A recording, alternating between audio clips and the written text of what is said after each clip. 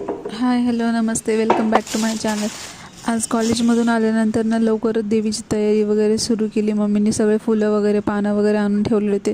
मग मी तयारी करत असताना हे कलश वगैरे घेतला, त्यात पाणी घेतलं आणि त्यात एक कॉईन टाकला आणि त्यानंतर ही पानं लावली 5. त्यानंतर देवीचा मुखवट ठेवायचा, म्हणजेच की आपण जो नारळ आहे त्याच्यावर मुखवट बनवलेला आहे ते ठेवायचा. देवीची वेणी बनवत होते, वेणी बनवल्यानंतर हार वगैरे बनवून घेतले, देवीला सजवलं छान प्रकारे, तिला नथ वगैरे घातली, दागिने घातले. त्यानंतर आवरलं स्वतःचं आणि मी पूजा करायला बसले, कहाणी वाचायला.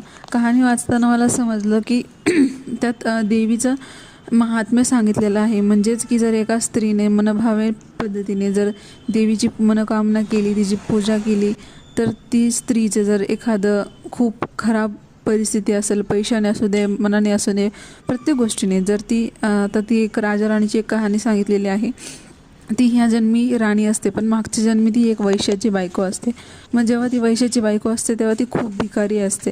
पण जेव्हा तिला देवीचं व्रत घेतलं तेव्हा तिने वसा घेतला होता देवीचा आणि तिने व्रत सुरू केलं, तर तेव्हा तिचे चांगले दिवस उलटले. त्यामुळे पुनर्जन्मात ती राणी बनून जन्माला आली. तिला 7 पुत्र आणि 1 मुलगी होती.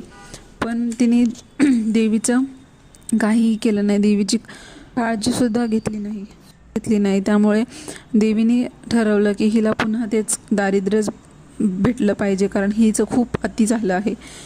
ही खूप क्रूर झाली आहे, त्यामुळे तिला तेच भेटलं. पण तिची जी मुलगी होती श्यामबाला, तिला सगळं चांगलं भेटलं. त्यानंतर तिच्यासोबत तिने सुद्धा व्रत सुरू केलं, तर तिचं चांगलं झालं. Thank you so much.